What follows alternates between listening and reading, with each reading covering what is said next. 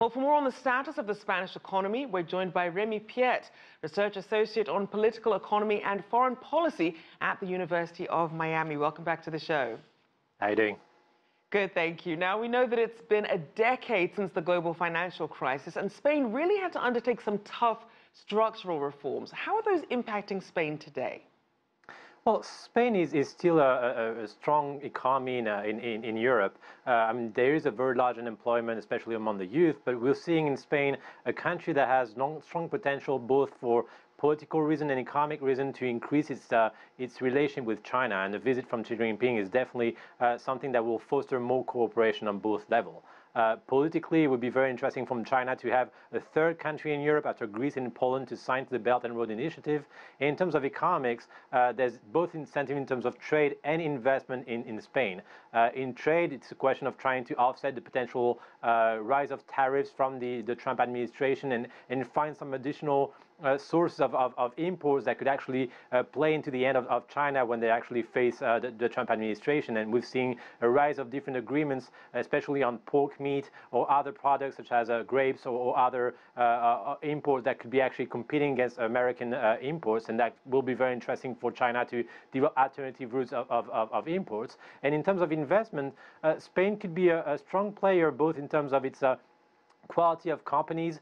Recently, Aritex and Eptisa, those are two companies, engineering firms in Spain that have seen a large inflow of investment from China that are very competitive in the fields of aeronautics, of renewable energy. For Aritex, in terms of Eptisa, we're looking more at transportation technology. Two companies that were very strong and will be a key incentive for China moving forward. And that should be only the start of a wave of potential investment in Spain from the Chinese economy. Now, you covered a lot of sectors there, but how is Spain leveraging those strengths with other trade partners, and especially China? So for Spain, I mean, having China a potential source of investment and new markets is important indeed at a time where the economy still is strong, but is facing a few signs of potential slowdown. So that's interesting. But it's also interesting for Spain to multiply and diversify its partners. It's not the same thing that we've seen in case of Greece and Poland that were eager to really try to find new investors. Spain has a few assets that other countries do not have, but definitely they want to be shown as also politically a strong anchor for foreign investment in Europe. There's a possibility for joint cooperation between China and Spain to invest in other countries, especially Latin America or Northern Africa. So you're seeing here Spain trying to play its role as a key entry door for foreign investment to strengthen its own position within the European Union. And Remi, as we look within Spain, just how much of political issues, say, surrounding Gibraltar with Brexit and also Catalonia's independence, how has that affected Spain's economy?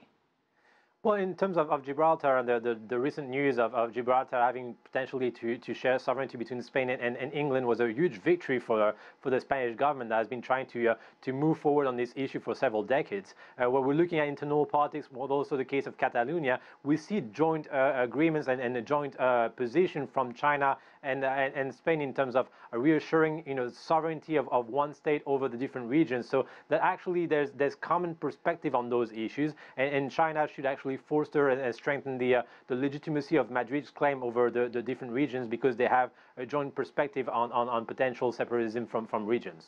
Now, we saw that prediction there for a slowdown in Spain's growth. What would you say is weighing the most on Spain's growth outlook?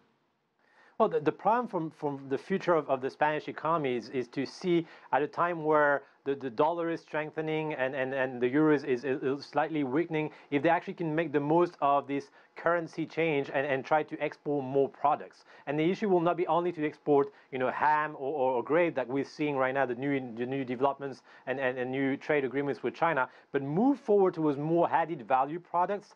China could be a strong partner in terms of joint investment in new technology, in renewable energy, aeronautics, as I was mentioning. So the issue is really to try to create the new jobs for the incoming generation. We still have a very high level of unemployment in Spain, as I was saying, among the below 25 years old.